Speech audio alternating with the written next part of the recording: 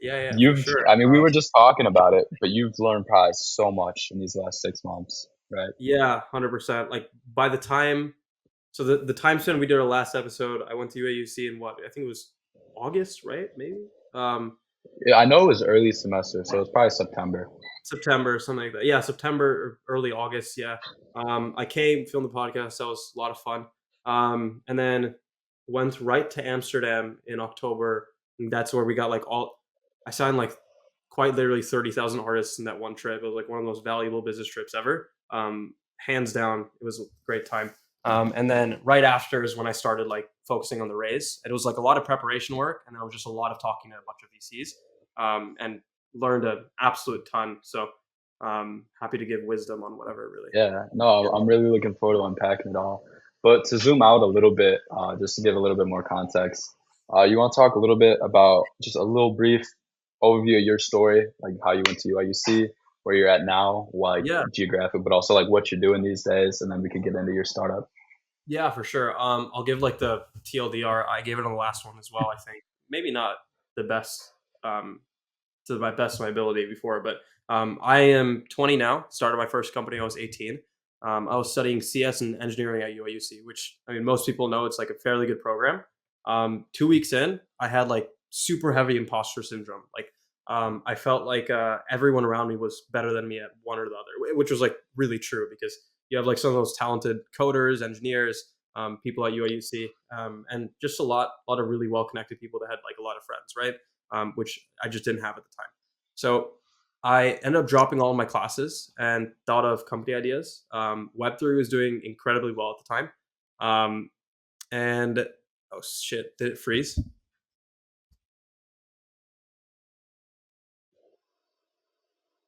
Yep, I think it froze on us. Yeah, yeah. The other thing that I think you know about the platform, is it good Yeah, now? yeah, it's good now. It's good now. Is that it records locally, so like it won't matter. Got it. Um, Okay, sick. yeah, so like Um, we're chilling, we're chilling. Perfect. I'll just say, I don't know where you left off. All I yeah, know, yeah, imposter syndrome. A lot of kids doing a lot of things better at U of yeah, I, yeah. which I I'll 100% start attest there. to. I'll start there. So like I said, I was having like heavy imposter syndrome. I thought everyone was doing so much better than me. So to stand out, like I ended up dropping all of my classes at UIUC, and thought of as many company ideas as possible. Web3 was doing incredibly well. So like I was looking at like 14-year-old kids draw scribble art, and sell it for like $40,000 in OpenSea, right? So I was like incredibly curious at why the industry was doing so well. So what I did was I started thinking of ideas in the Web3 space, and settled on creating a high level NFT company that basically made NFT collections on behalf of big celebrities, that wanted to get into the space, right? Brainless stuff. Like we had like really high talented artists that made collections for these big celebrities and then just posted it on OpenSea, literally, and then set up the branding. I say brainless, but it was quite a bit amount of effort and just marketing, creating the collection, signing all the pieces, and finding clients too. So in the first 2 weeks of thinking of the idea, I DM'd 1,000 celebrities on Instagram. One person got back to me. His name was Alan Galani. He's like one of the biggest fighters in one championships, like the UFC of Asia. And he was like, Avi, let's do it. He took a chance on me, and he wanted to build out this massive collection with us. We spent 4 months building out this huge collection of like 30,000 pieces, really high level collection artwork too, not like the Bored Apes or like the Crypto Punks. Like this was 3D, like like a VFX artist would cost like $10,000 to do a single piece, and we had like eight of them, and multiple copies of each, right? So we built that all out, and in the process of building it out, I was introduced into the licensing space. So um, the licensing space basically means that I wanted to use music in the collection I was building, which was a song called Survivor by Zway, which was originally made by Beyonce's Destiny Child. So we made this promotional video for the collection and the collection itself, and we used a shit ton of music in it. That song. I go to my general counsel, I show him the video, I show him the collection, and he tells me, Avi, this looks amazing, but do you have a license for the song? And he told me, he told me that like super nonchalantly, and I responded like, I don't even know what a license is. And he just says a license, just a signed contract from the artist saying you're allowed to use the song, right? So I tell him like, you know that Beyonce made this song, right? And he goes, dude, it is what it is. Get the license. So I spent another couple of months getting in touch with Beyonce and her team and the publisher involved. Ended up dropping like $30,000 on a single license that was 2 pages long and looked like a 5-year-old made it. Um, Collectively 30K from the remix and the other song. But we got the license. Day of the collection upload comes, have like 10 plus YouTubers. They're going to upload this collection promotional video on their channels and then the collection on OpenSea. And we upload it. And within 10-30 minutes, we get copyright striked across the board. What that means is that none of the videos are monetizable. You get a copyright strike. And most of these people, when they get a copyright strike, it looks incredibly bad and it can fuck with their channel a lot. So everyone took the video down. OpenSea removed the collection. I remember spam calling Devin Finzer and Alex Atala trying to get it reinstated. Didn't work because platforms just didn't know we owned the license for the song, right? So we lost the collection instantly. One Championship was actually going to buy it out for 3.5 million at the time on our behalf. So we lost 3.5 million. I was in a pretty rough spot, as you can imagine. But I realized like the licensing space was completely broken. So, one, why is there no marketplace where I could have just bought that license from Beyonce anytime I wanted to? And then two, after I buy the license for that Beyonce song, why is there no way for YouTube or Twitch or any of these third parties to always know that I own that license, right? And I realized that's like a wide scale problem that 90% of content creators and a lot of big film studios like Netflix, Hulu, etc., face a lot of the time, right? So I sold the first company, the collection itself, back to Alon for like 50K.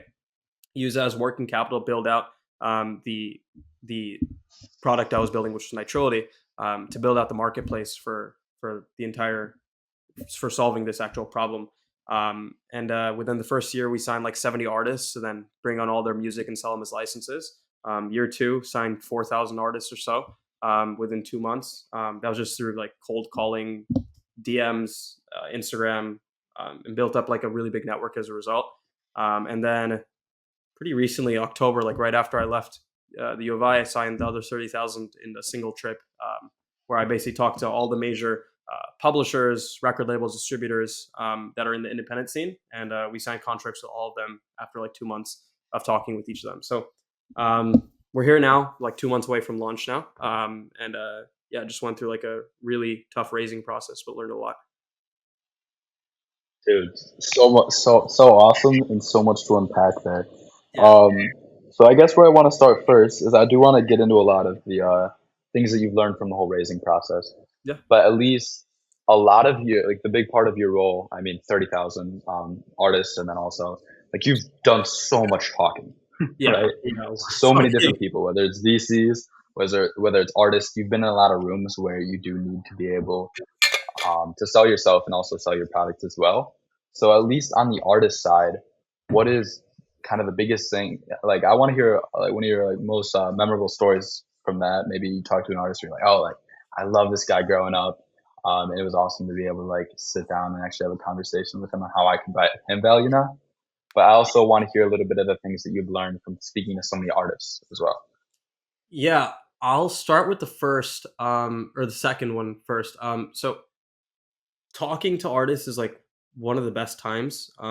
You'll have like a very open conversation with 90% of these people. Like it's very low, sorry, it's high ego, it's low like arrogance, like very low arrogance. Like not a single one of them wants to put you down or think they're better than you. Like they're very curious, they want to talk, especially if you talk about their music and like are really interested in what they're doing logistically. You'll have like a really valuable conversation with them. I think the problem that people have is that they'll approach these conversations with um, a way more like business manner than they need. Like when I hop on a call with an artist, like the first thing I do is like we talk about like their next track that's uploading, that they're releasing, or how their day was in general. Like it's a very casual conversation, and then like only after we get into like exactly the problem we're trying to solve do I start pitching like Nitrility itself. And at that point in time when I start pitching it, unless I have like some time constraint, I've already like got to know the artists like on a way more personal level than 90% of the people that approach meetings with them, right? That leads like conversion rate for signing artists like exponentially higher than anyone else talking to artists. And since I've talked to so many of them, I have like mutuals with every single artist I talk to. Like any artist on the planet, I'll have a mutual with, which means I have like common middle ground, right? Like you always want to find middle ground when talking to any creative. And same thing for business people. If you have middle ground, if you're interested in more than just what they are building or what sort of value they can provide to you, and just interested in the person in general, you'll have a way more productive conversation and way better outcome compared to just like talking only business and asking about what they can provide. Like, you don't want to make it transactional ever. Like, if it's transactional, it's over. Everything's transactional.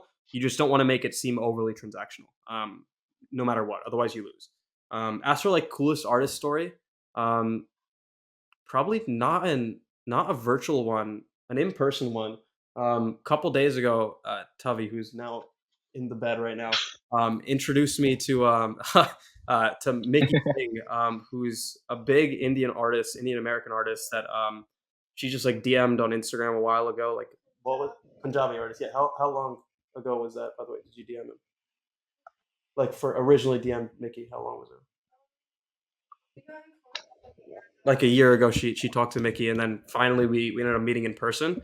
Um, and it was just like a really cool time. Like I said, like meeting like a humble artist that is super connected and like good in the scene. They have like so many stories to tell. Like, just like a stupid amount of stories of them, how they created music, like the names they've been around.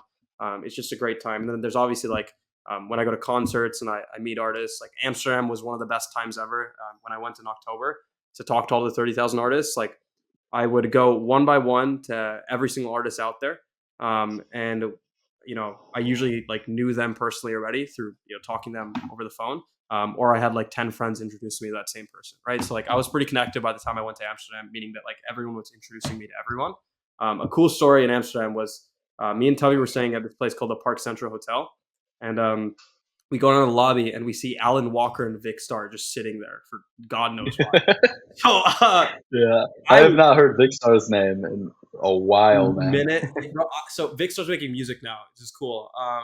And Alan Mhm. Walker is obviously like a big name in music. Dubstep, right? So I was too pussy to speak to them at first, right? So like I like walked up, said like, "Bro, are you Vicstar?" And he goes, "Yeah, I am." I shook his hand and then just like said, "I'm about to head to a concert with one of my artists. Like, if you want to come by, here's the address." Went to the concert, finished it. It was real fast, just to say hi, and then we came back and they're still there.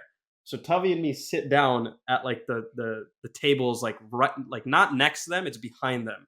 And I'm just like sitting there thinking like, okay, how do I like pitch myself here? How do I approach the conversation? So I walk up. I immediately start with a question. I'm like, "Hey, Vikkstar, we just got back from the concert. Sad you guys didn't come. It was a good time. I'm just super curious. Are you signed to a publisher or are you still independent right now?" Basically asking like, "Do you work with anyone for licensing or no?" And then that led into a good conversation where I got to talk to the Sidemen's manager, Vikkstar, Alan Walker, got their numbers. It was a good time. So like, cool founder stories like that. It's always fun, like just meeting random people in cool places. Anyone that wants to get into the music industry, always go to Amsterdam for ADE. It's out in October. You will meet every artist in Kingdom Come as long as you go to the events and as long as you plan ahead, and you're good to go basically. So yeah, that's definitely the coolest story, hands down. Dude, that's so sick. That's so sick. Especially because I take it you've known who Vikkstar is for a while, right? Yeah, bro. I walked I up. I mean, was did like, you ever "Damn, watch his YouTube videos no, when you dude." were young? It's not like watched. I religiously watched Sidemen YouTube videos like for years up to like the 11th grade. So like, Tubby can attest for this, but I was like fangirling, like hardcore. Like, we walked there, I start like losing my shit, right? Um, and then you just compose yourself a bit, take a breath, and then you're like, it's a normal person. It's another dude, and you can treat it just like how you treat every other artist interaction. Like, it's the same line of questioning to lead to the answer that you want to get, or lead to like a proper pitch. Like, are you signed to a publisher? For me, at least, do you handle your licensing? And then you just talk about like, I handle licensing for all these artists. I'd love to talk to you about the platform I'm building. You just go into the pitch. It's if it's repetition, really. That's it. For sure. One thing I'm curious to hear is like, if you go to a ton of VCs, for the most part, I mean, tell me if I'm right on this. I don't know firsthand, but I take it VCs are a lot more similar to each other than artists are, just because Yeah, artists are just so different in so many different genres, and just as human beings, they're like hard so disagree. different. You have people, Hard disagree. yeah, So like, um, artists actually surprisingly are united by like a common cause. Like, so I only talk to like the artists that have like 100K plus monthly listeners, and recently only 1 mil plus monthly listeners. So they're united by the common Mhm. cause of building good music. And usually the experiences to get to that point of success is next to the same. It's very hard to find arrogance in artists that have that level. And no hate to the VC space at all. And this might just be like my personal experience, but you'll hop on a VC call and there's like no flexibility to talk about anything other than the company. And they treat their like an artist's time is so valuable. Like that artist is massive name, have has a huge following. His time every day is used properly, right? Um, but then you approach a VC that just works at a firm, and I talked to like an analyst, for example, I won't mention at the firm, who's like the Mhm. lowest of the low at the VC firm. And it's like, I have a hard stop in 30 minutes. I can't speak any more than that. I only close my meetings in 30 minutes. Instantly goes into run me through the pitch right now, asks me questions, never talks about like, um, exactly what I do or exactly what you're doing for fun. Like there's it's just boring. It's like boring, repetitive pitching, like trying to appeal to the masses of someone that has like too high of an ego to even like think clearly. Like they'll look at a company and the second they see one thing wrong with it, they'll snowball that entire line of thinking into not believing the company at all, and they'll just like waste your time basically, like string you along. Not saying that's all VCs. There are some great firms out there. I've talked to like A16 is absolutely amazing. Some people at Sequoia are absolutely amazing. You have people at FJ Labs, wonderful. I just think in general, and True Ventures too. I'll shout them out as well. I just think in general, there's some like smaller VC firms. Usually, the smaller you go, the more you see this that are like the arrogance levels is just way too high. Like it's ridiculous, and that's that spectrum. Like you'll have like your amazing people to talk to that are just the best, and then your absolute lowest of lows that just waste your time completely. Mhm. Interesting. Interesting. Um, I'm gonna try to like clarify what I meant a little bit there, and like I'm Yeah, gonna just kind of like think out loud and try to piece it together. But at least with artists and what you were saying with, you can kind of talk about anything. yep, Is you talk about a much like wider spectrum of topics, yep. right? Because make just the variety of interests is a lot different. So when it comes to those conversations, do you feel like, how do I want to phrase this? Are you yourself okay, do you kind of mold or like kind of adapt a little bit to who they are, just to kind of complement them, or are you like very true? I mean, I don't think they necessarily need to be exclusive, right? Of Yeah, being true to yourself and molding to whatever their personality is. yeah. But do you feel yourself kind of, I don't know, bring out different sides of you around certain artists, and then others No, you for bring a sure. different Yeah, side out of you out? I treat my personality as like a big bubble, and that you're taking pictures at different angles when I'm having a conversation with you. Like it's not you're not going to get like the whole thing. You're going to get like certain portions of me in a conversation, but it's nothing different. It's still me. But yeah, like if you want to like beyond common belief and like the phrase just like be yourself, like be yourself, sure, but like you have to you have to talk the way that the person talks. You can't if you're talking to someone that, no offense, like is more of a creative and like an absolute genius with that stuff, but is not as tech savvy, for example. You need to dumb down the language you use when describing a product that's a tech product, right? And when you're talking to someone that's hyper intelligent with tech and hyper intelligent creative, right? Like you have to be on your absolute A game, like when it comes to language you use. It's less of like a like different personality side. It's more of like the language you use. Like anyone can understand or ration with any personality you give them as long as you use the right language to present it, right? And I think that's the most important thing. Like words are incredibly powerful when taking meetings. Like be very selective, and you have to adapt like super heavy. Like the second you hop onto a call, like get a good feel about like what type of person you're speaking to instantly. And that's how conversion rate goes up, no matter what. I like that, and I definitely see that with like you are the same person. You're saying the same thing. You're Yeah, just saying it differently yeah, around different people. exactly. Yeah, I like that. Another thing that, I mean, it was probably the big theme of our last episode, and we've touched on a little bit here, is what is, and I feel like we made a good discrepancy here, is like, what's the difference between ego and arrogance? Because I know some people naturally associate like Yeah, ego with arrogance sometimes. At least, like, let's say, like bringing it into the real world, what would you consider something as like, oh, like that's good that he has an ego because he's doing this? Or what's something that, oh, that's bad, he's coming off as arrogant right now? yeah. The the inability to listen to other people is arrogance. That's the only thing arrogance is. Like arrogance is just like you feel like you're so high above other people that you don't want to hear them out. Um, or you think that what they're saying is invalid. Like arrogance is just being dumb. And that's like the best way to put it. It's like if you if you're looking at like a philosophy or a worldview that someone has, and then you almost immediately shut it down or don't rationalize it because you're arrogant and you think what the way you're doing it is the right way to do it, you're just wrong. There's no right way to do anything, in my opinion. I think you can get away with doing absolutely anything if you do it the proper way in the way that you're doing it. Um, I'd love to give an example, but it'd be way too controversial. So I'm not going to. So um, Yeah, you're good. You're I good. just think that I just think that arrogance just means that you think that the way you do things is the only way to do things, and there's no other way to do it, right? Ego I see. means that you believe in the way you're doing things, right? You don't put anyone else down. You just believe in yourself, right?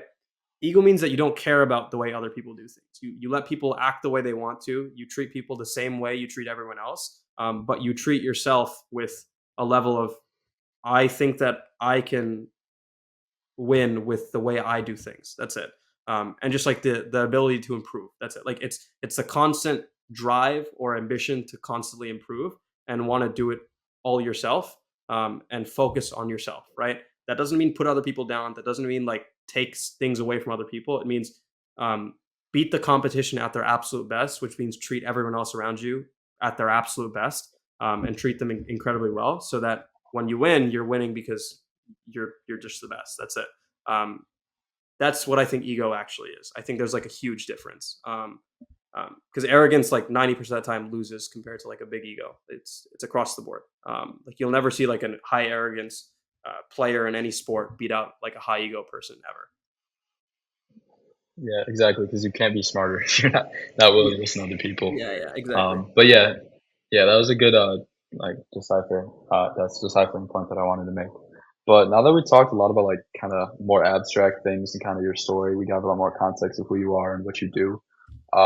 Let's get a little bit into like what you learned, because I mean, this last Yeah, 6 months that we've already hinted on has been a lot of lessons and a yeah, lot of for things that sure. you probably are going to take with you for every this venture as well as whatever ventures you have in the future. So yeah, I'd love to hear some of your experience and I guess what you took from them. Yeah. So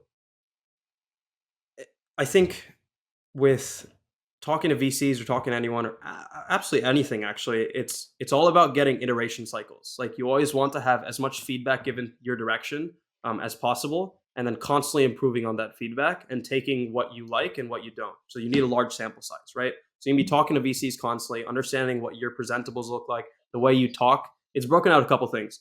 The product itself, the idea.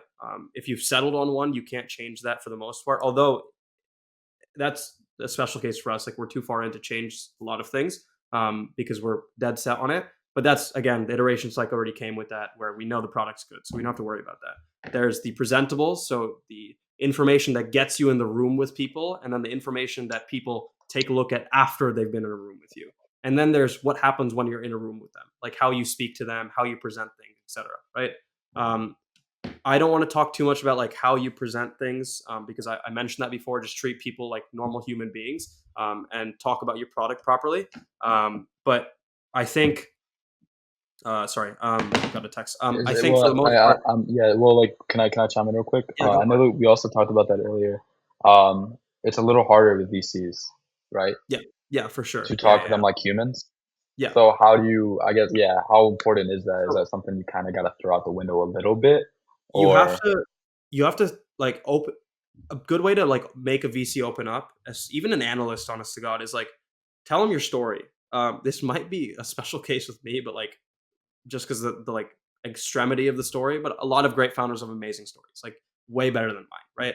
So if you start with like why you started the company or what you're building, and you don't just say why you started, the VC like 90% of the time first will ask you like tell me about yourself, right?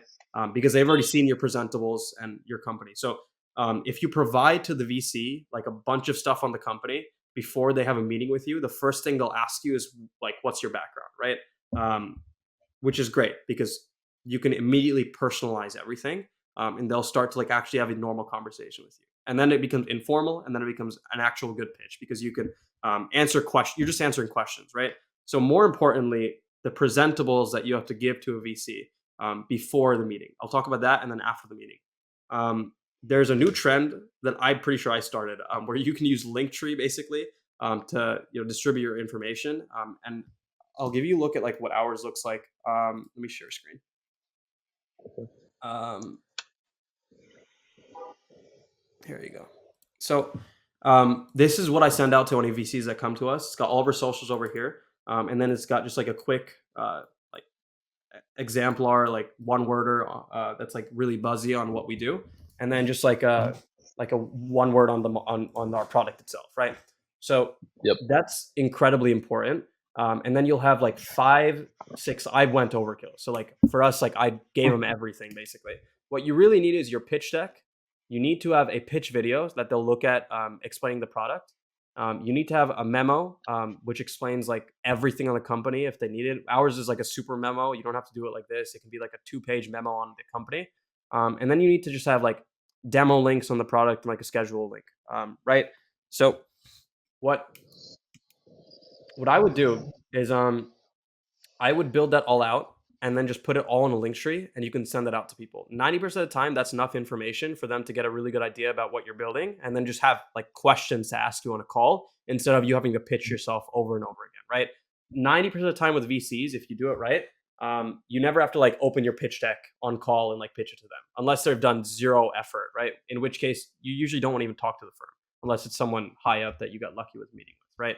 So I'll give you like a look at our pitch deck, and what might also be smart is I can share what our current pitch deck looks like, and I'm happy to share an old one as well. But so this is our pitch deck right now. We had a designer make it, but you want to make it very clear, short, has to look very pretty, and you'll nail a phone call with the VC every single time. So that's like the pitch deck side. There's people like Hannah from Flair Design Agency. Like anyone that wants startup pitch stuff, she works with all of them. She's one of our designers as well. She's right here. She was ex-product at Canva, but if you want, you can work with her. There's other great UI UX designers out there, but pass it off to someone to then build it out. Like allocating some capital towards building a pitch deck is like beyond high value. It's super important. It'll add a lot of value and save you a lot of time as well. Feel I free to see. just Where like else could you find those designers? so there's a ton of great ones on Upwork. If you go on Instagram and look up just like 2D designer, like a tag of 2D designer, you'll find like a bunch of pages that are posting 2D design content or UI UX design. And then you can just click one of them, DM the person on Instagram. And the same thing goes for like LinkedIn, where you can go on a sales flow, generate a lead list of just like a bunch of UI UX designers and see what works best. Don't pay until you see like the level that that person can produce. And otherwise just run through Hannah. Like I said, she's pretty accessible. So that's one thing. I would get the pitch deck sorted out. Then you're going to want to make a video, which is just a Loom recording, explaining the entire company. Make it less than 10 minutes long, but just like give like a full overview on what the company does, basically. And that'll just give like, it's like a pitch basically of you just like explaining slide by slide exactly what the company does one by one. And then the memo, which is going to take you probably the longest, is going to be a full breakdown on the company, overview, problem, solution, system overview about market, traction, business model, basic financials, full run through, investment details, founding team, competitive advantage. You want everything here. FAQ is probably the most important, commonly asked questions. And then you want to present this to anyone. So if anytime anyone needs like all the extensive info of the company, they can check here. That's pre-meeting. Post-meeting, you need to have a data room set up. So I will show you what ours looks like, but here's a quick overview. You want slide decks. We have 10 of them made quite literally. I went overkill, like I said. You need probably like 30% of what I have on this thing out. But you need to have slide decks on everything about the company, explaining it fully. Pitch video on the whole company, memo, financial projections. These are super important. Any contracts with any artists or whoever you're working with, who your clients are. And then safe and wire details, marketplace demo, or aka product demo. overview slide deck, so explaining how your product works in general, and then anything else out there. Um, but yeah, that's what I would recommend for the presentables, um, for the most part. I have a question here, Yeah, go just for because it. I want to make sure I understand fully. So that was like the Nitrility data room, and then like is that so that's post meeting, Yeah, so a data right? room is like everything in the company. So it's got like all your contracts with all your clients, like all your contracts with your team members, like full financial projections on everything, like really proprietary stuff. Very selective on who you send that off to. Like only people that you trust. Have an NDA in there so that like it's a disclosure notice saying that if this is sent to you, don't share it with anyone. Um, be like careful who you send that off to. But that's for like serious VCs that want more information on the company. That's like the last stage of due diligence. Like they'll look at that, they'll go, "This looks amazing," or "This doesn't look good. Here's what doesn't look good." It's a yes or no, right? Um, and that's like the last step, basically. I see. So that's something to just kind of have in the back pocket as like, okay, I've already talked about everything, but here's the proof, Yeah, right? it's your proof, basically. That's literally it. Perfect. That's and then somewhere, so we're pre, post, and then I mean we've talked a little bit about during the actual meeting or the phone call. Yeah, Um, so yeah, when you talk to VCs, at least from what I've taken away so far, is you want to make it as personal as possible because you want to differentiate yourself just because they for don't sure. invest in obvious. I mean, that's obvious. Um, but yeah, how can so like okay, you differentiate yourself with your actual story. So you want to Then a make lot of the FOMO like very hard, and the way you do that is you don't speak as much as you need to speak. So like always say less than you need to say. Always like any points of concern they bring, you shut down immediately. Like you shut it down with 2 words, like 3 words, 4 words, like as little as possible. Need to shut it down completely and instantaneously. can you No give an hesitation. example of that? Sure. If someone says like, "How are you aggregating supply on the marketplace?"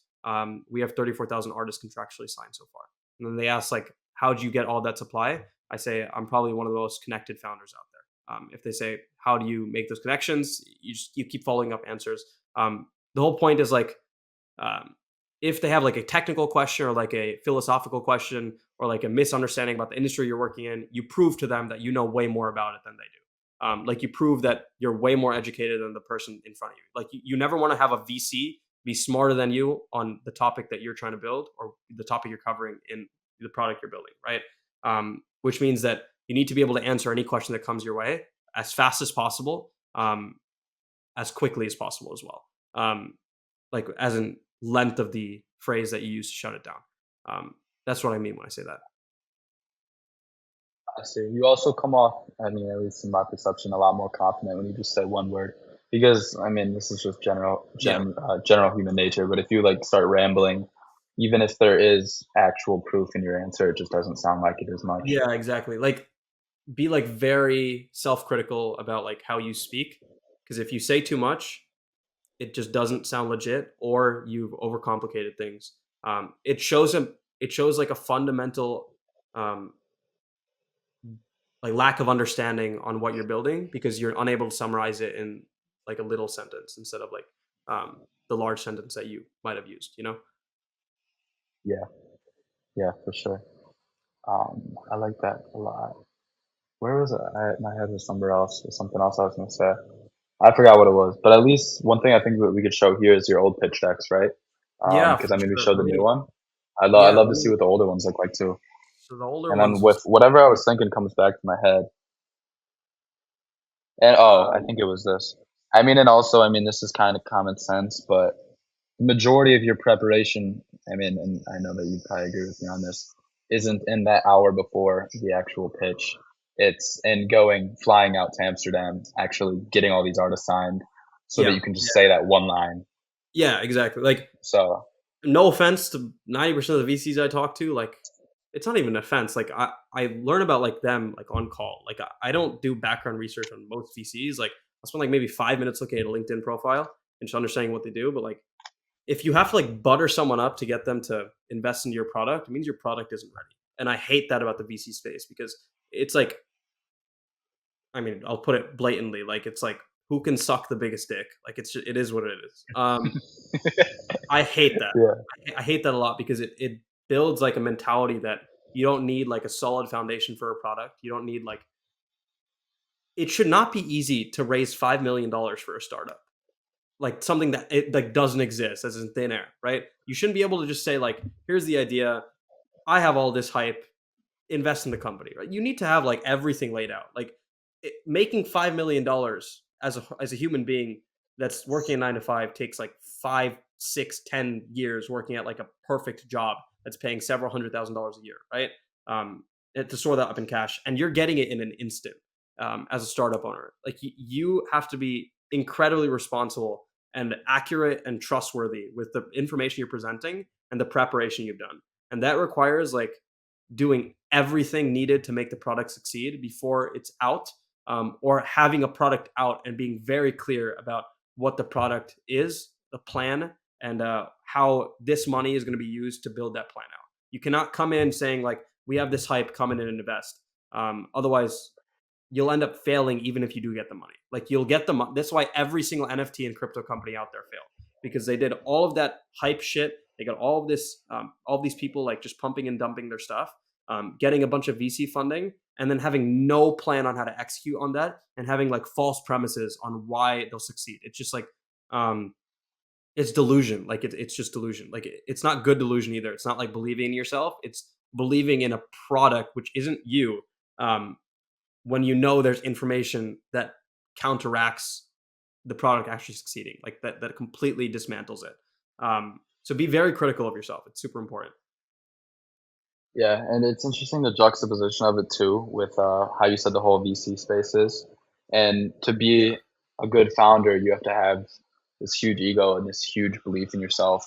And you almost need to be turned off to external pressure because you need to believe in yourself, right? And if everybody's telling you it won't work, you still have to believe. Yeah. But at the same time, you end up being subject to so much pressure when it comes to raising money at the same time. Yeah, for sure. So I agree. it's interesting, Yeah. just the juxtaposition there. But at least when it Yeah. came, I one think, other thing I want. Yeah, what's up? no, go. So I'll say one phrase. Like Sam Altman said it best.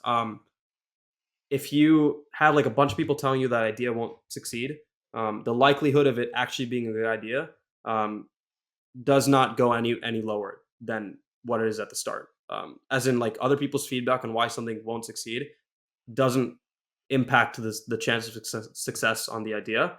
Um, it's like, especially if you have a lot backing it up. Like you never want to let that ever get to you, just because it means nothing statistically. It means nothing with your iteration cycle. Like it means just nothing at all. Like you can obviously take feedback and improve, but I would never just shut down an idea completely, because you get you can get 6,000 different people saying that this won't work, and until you launch it and figure out if it does, you won't know if it will work or not. Exactly.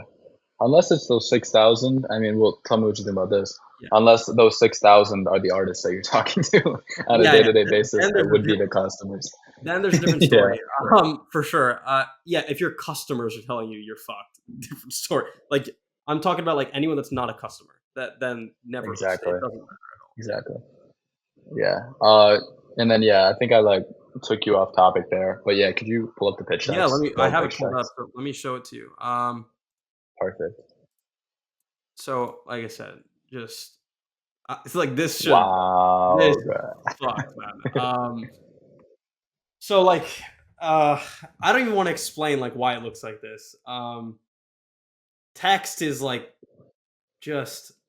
I mean, I, I was booking meetings off this deck, by the way. I don't even know how. Like people like maybe it was the words I used in the Well, email or something, but um, so yeah, it's obvious that the one now is obviously a lot better, but what yeah. are the big changes? Everything, man. It's like so you want to be very narratively oriented. Close friend of mine, Max Marchione, he owns Superpower. They raised like a couple million from like Zuckerberg family office, the Winklevoss twins, a couple others. Um, Insane founder.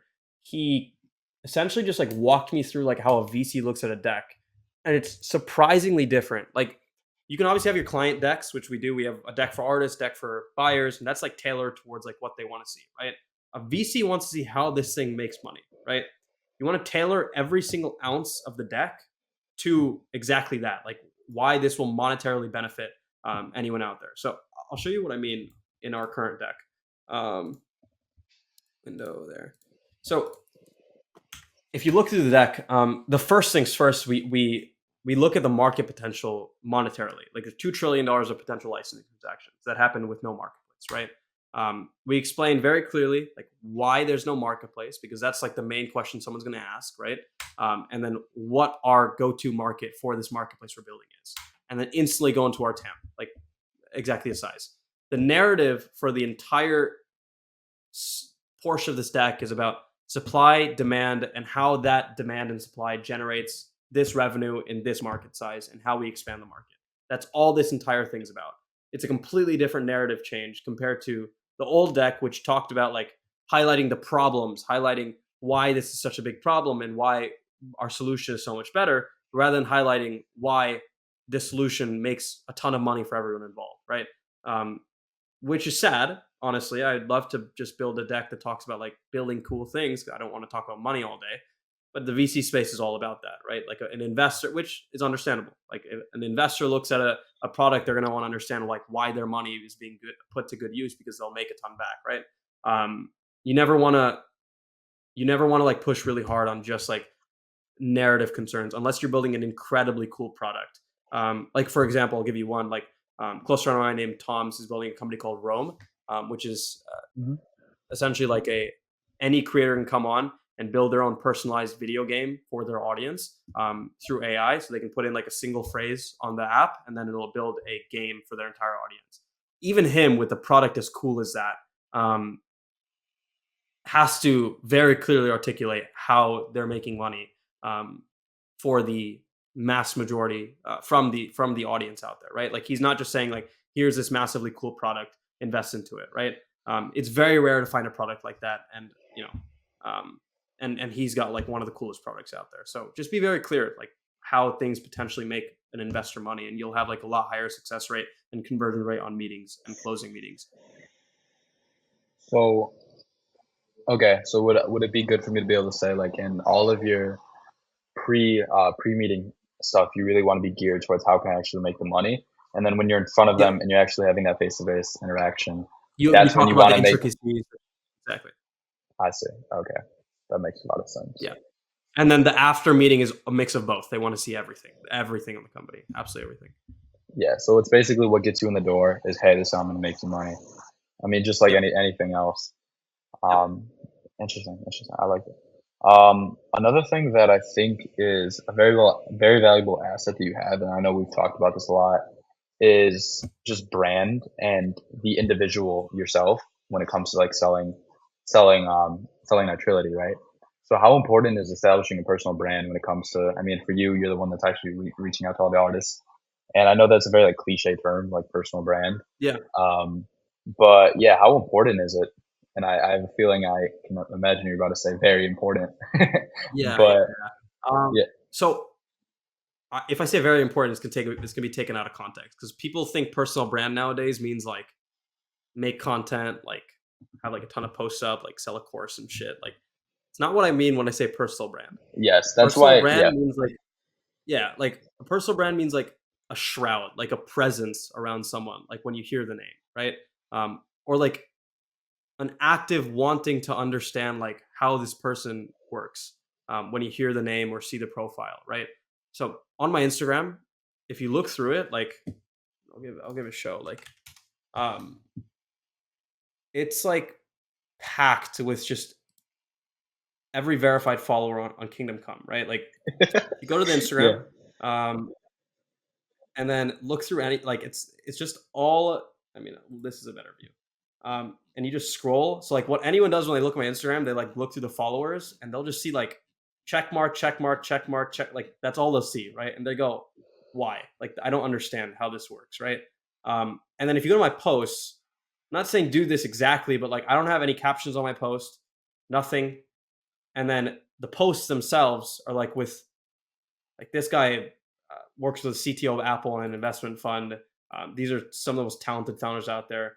Nico owns Hypercard, it's $15 million Sam Altman just invested in 15 mil, or they've raised 15 mil total to change the credit card space. Eric Zhu owns, he's 16, owns Buy Converted Capital, huge investment fund. Arab owns MusicFi, an AI company. This is Lee Trink, former CEO of Facebook. Like, I'm not saying you need to do it at this level. Like at the very start, like I was just posting pictures like in cool places that looked nice, and then the comment section was filled with friends that were verified, obviously, and cool. It's just like when someone sees the profile or someone I'm talking to on Instagram or whatever, um, it's validation points. Like it makes it 10 times easier for me to have like a meaningful conversation with them, and for them to drop their barriers and be like, okay, I know this person's important. I don't know why yet, but that's what this conversation is about. It's not, I want to see if this person's important. It's more like I know they're important. I just don't know why yet, right? It's more curiosity there. It's also just generally good because um, me and my girlfriend host dinners all the time out in the city.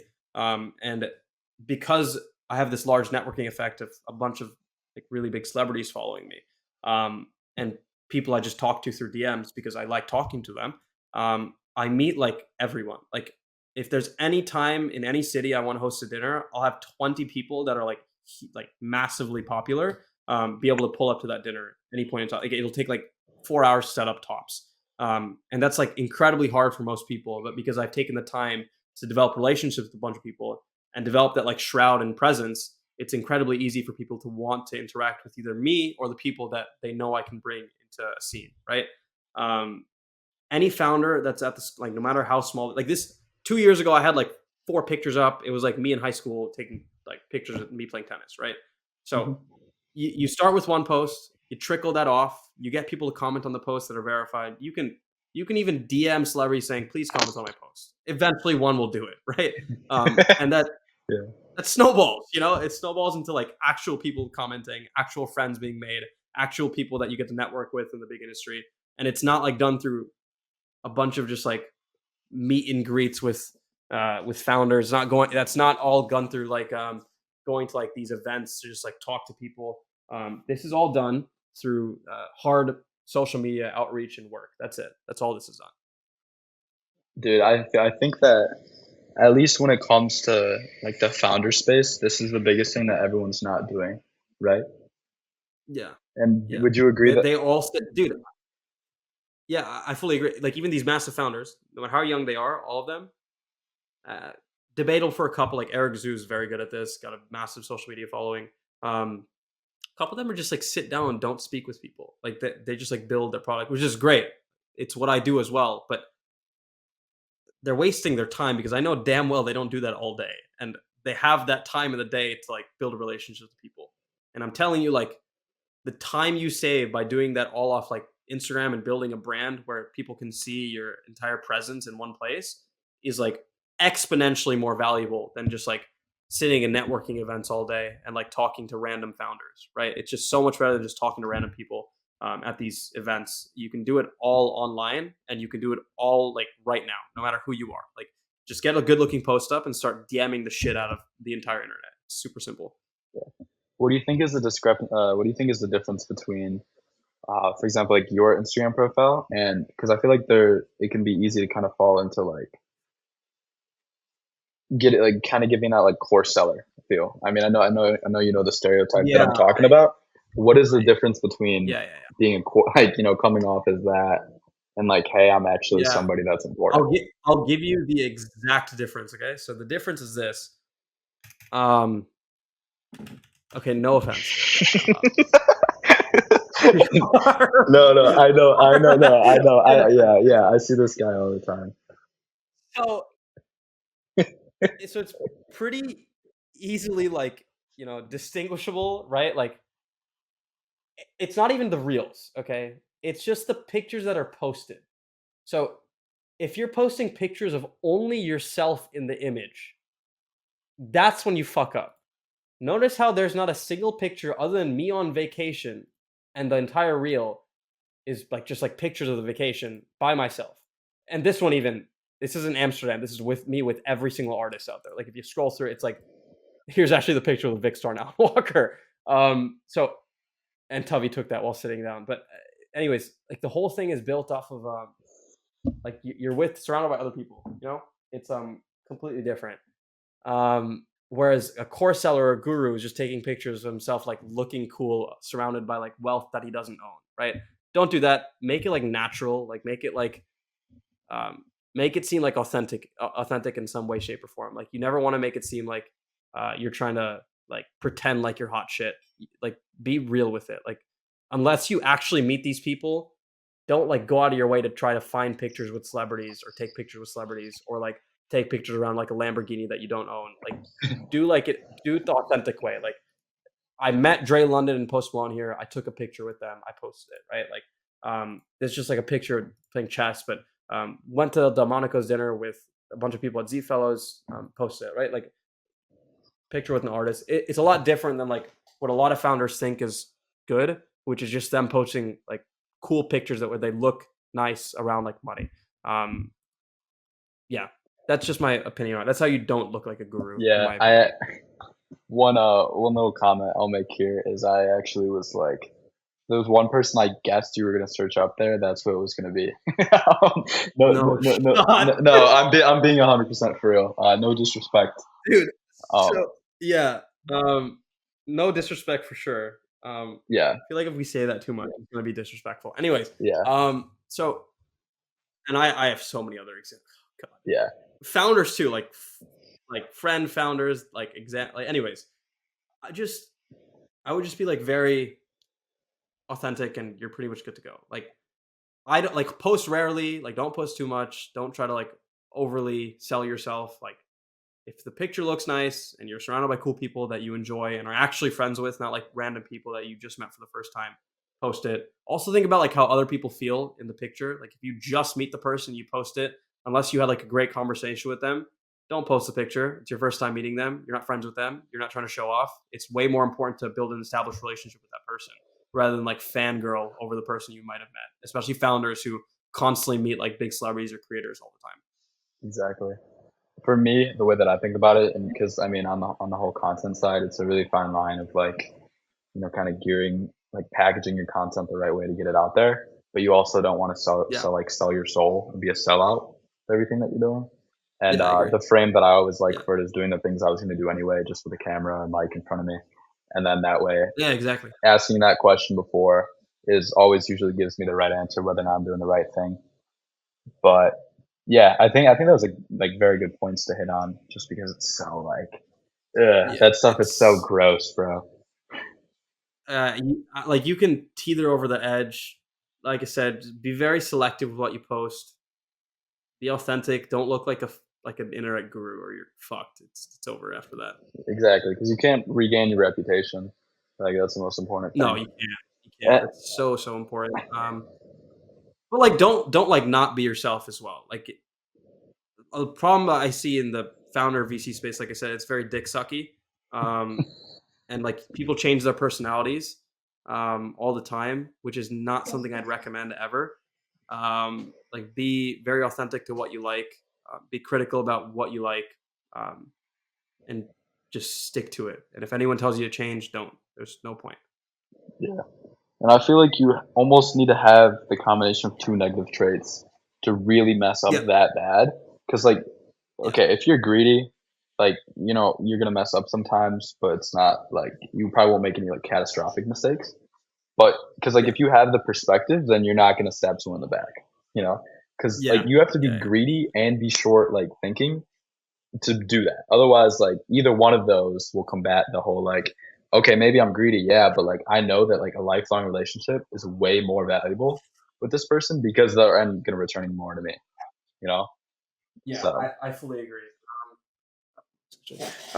Yeah, yeah. You need to be like really, really fucked in order to mess up that bad with people. yeah, Yeah, exactly. I agree. Well, I mean, what we can do now is pretty much kind of turn it into like tactics and strategies that you would recommend to any founder, kind of Yeah. getting started with. So Maybe, yeah, maybe at different stages you could give different advice, but you could break it down. one thing I will say for just the raising part, I'll say this first: like build an advisory board. It's super high value, and it'll also just like increase your rep a lot and build relationships. Like so, take 2% of your company, give it off to 20 advisors. We're giving 0.1% to every single advisor. An advisor is just someone that will provide you connections, will lend their brand to you, et cetera, et cetera. Like we got Access Takashian's manager before he passed away to come on our advisory board, who manages a shit ton of other artists. Chris Zario, who's Logic's manager, owns Visionary Records, came on our advisory board. A bunch of really talented big artists and big names came on, right? Because when you go to a VC, you can immediately garner credibility through that and have like a solid team as well. For the VC stage, biggest piece of advice: don't get lost in the sauce. Build a cool product, get it out as fast as possible. Nothing requires money. It requires the right words. That's it. So you can convince a team of 50 fucking people to work every single day for $0 if you do it right. And you really, really have a solid product that you know for a fact that you've done your due diligence on, that has absolute chances of success. And the team also has a full understanding that we're waiting for a seed round, waiting to get paid. We're building the product because we believe in the product. But just don't get lost in the sauce of the race. It's way more important to build a functional and solid product and build relationships with your clients. That's it. Yeah. And I mean, we went into a lot of the weeds of it when it came to like the pre-actual meeting and post-meeting. So a lot of that's Yeah. there as well. And then, yeah, I mean, I think another thing that, I mean, you'd emphasize is have an ego, but don't be arrogant. And then also Yep. know how to talk to people differently, whether it's your customers or the When you're VCs starting, themselves. I'll give a piece of advice. When you're starting, like building a company, like tell as many people as possible in your close circle about it, because the more other people know about it, the more likely you're motivated to actually do it, because you'll get like a really positive feedback loop of you just constantly trying to improve and get it out there. Whereas if you keep it to yourself, like the 90% of idea just die in your head. Like that's what the big phrase is. Like, don't get analysis paralysis ever. If you have an idea, go for it. Tell everyone you know about it. Have full confidence in it. Put yourself in a position where if you fail, you'll be publicly humiliated, like quite literally. Like tell everyone about it. Post about it on social media. Make sure that you have every motivation on planet Earth to absolutely start. And that's when you're just starting company. If you're like exited founder, you're starting your second company, you don't need to tell anyone about it. You can just do it, right? But Yeah. these college kids that are starting companies, like you need to be motivated before you start anything. You're gonna fail miserably otherwise. I'm gonna say something. I want to get your thoughts on it too. I Yeah, fully subscribe to that, but at the same time, what I realize, if I tell a ton of people about something that I'm working on, I almost get fulfillment by talking about it and not as much by yeah, doing for it. sure. So then how I do agree. you I like agree. what's the antidote to that too? Because you kind of want the two, like the middle ground between the No, that's a two. huge point. That happened to me actually as well. I guess what the difference for me was, I told everyone about it, got fulfilled, but still built slowly, and then there was expectations still. Like so, for legacy at least, I had to build the collection for a lot. Like it wasn't like I tell people about it, get happy. Like I have to build it. Like there's no matter what, right? For Nitrility, I told people about it, got hyped, started building it. I guess you're right. Actually, it was all talk until I left college, and then I like started really going ham, just like in my head. I guess you need your initial validation points, where like you've put it out into the world, you've manifested it to some capacity, and then you need to like really like dig in solo and put it out there. Social media is a great tool as well if you like publicly talk about it. Um, it's not a bad thing. Um, it's a good response, Tubby. Yeah, dude. Anyways, we David Sachs talked about Nitrility on a podcast, and I posted on the story, and getting spammed right now by everyone. But There we go. Yeah, yeah, no, I just saw that before we hopped on. yeah, yeah, yeah. So talk about it a bit, then reel back, like Yeah, I think fully that's reel back, like I think and just like build. yeah, I think that's a good way to think about it. Everything's a gray area, bro, at the end of the day. So Yeah, yeah, yeah. yeah, It's hard. It's hard to give advice on this stuff. Like this is all subjective. yeah, There's obviously some like objective fact to some of the stuff I'm saying, but I think for the most part, like you can make anything work, and the way you do things doesn't matter as long as you don't quit. The problem is like too many people quit. So the advice I'm giving is trying to help you not quit. And if it does that, then it's good advice. But you can do anything any way you want, quite literally. Like you can have a founder that fucking doesn't that tells all of planet Earth and spends 10 years building a product. After 10 years and he's homeless or some shit, if the product's good, I mean, you win, right? I think you can make anything work no matter what situation you're in. That's just my like core philosophy with it. That might just be because I'm too stupid to know like what doesn't work, but I still think you can make anything work. Yeah, Well, you're 20, right? I am now. Yeah, Yeah, damn, bro. Well, we're just two 20-year-olds, so I mean, yeah, we still have a lot more yeah. time in this earth to like figure out a lot of this stuff. No, But I fully agree. yeah, I mean, at this point, I mean, I think we'll wrap it up. We recapped kind of everything pretty well. Yeah, Um, yeah, a lot of value in the story itself, but also in the tactics and strategies people can use to implement. Just considering that you've been, I don't know, use the word journey. It's corny, but like yeah. you've done the course, you've done a lot of the actions that are necessary steps in theirs. So as a Yeah. result, you know a little bit. One thing I will say, like hard piece of advice: don't like buy courses, read books, or any of that shit. Fuck that. Wasting time. Um, the biggest lesson you'll ever get is just by doing the thing that you wanted to do before planning it all out. Jumped into shit blind. Like be the stupidest person on planet Earth. The dumbest person on planet Earth will eventually become the smartest as long as he keeps running his head into a wall. Right. Um, so I'd really, really recommend doing that. Um, this story is perfect. Yeah, so just because people get lost in sauce, like they'll read books like over and over again, and like try to understand like how the VC space, how founders work, etc. And you become so unpersonalized. Like, I really highly value like original thinkers, like people that like did it all their way, and they'll usually land on the same like correct way to do things. Like if you do it all your way, you'll 99% of the time land on like the absolute perfect way to do that one thing. And you'll have like a collective group of hundreds of people that did the same exact thing all their own way, land on the exact correct way to do things. So just don't give up, do it the right way. And even if you do it the wrong way, you'll eventually do it the right way as long as you don't give up on it, right? Don't waste time. Just like don't waste time like getting lost in the sauce of learning information. Learn about what you're building, learn about the space you're in, but don't like learn about processes to try to make your success rate go higher. You're just gonna end up copying other people, which is a waste of your time. Amen, man. Yeah, last summer I did. I thought I knew how to sell, and then I Yeah. had a sales job, and I learned very quickly at that first door because I did door-to-door sales, which was rough, man. Yeah, you And told me about this actually. I remember. yeah, and I learned very quickly that I did not know how to sell, and as Yeah. much sales content as I had consumed before that. But yeah, amen, man. But yeah, at this point, I think we'll wrap it up. Thank you very much, man. Let's do it, bro. That was a great 100%. time. Unironically, I might be coming to UIUC 27th or something. There's a big like pitch thing for pitch. Oh yeah. The Illinois Summit, right? Yeah, what I might do is I might like crash that and just like pitch for fun. But we'll see. I'll keep you updated. Yeah, Yeah, let me I'll know, be man. there. If you want, we can film another episode. Are you on air chat by the way or no? I'm not, dude. I saw Naval. I saw your story with Yeah, that. I'm no, like, no. that's sick, dude. I'll get Do you I an gotta invite. get on it?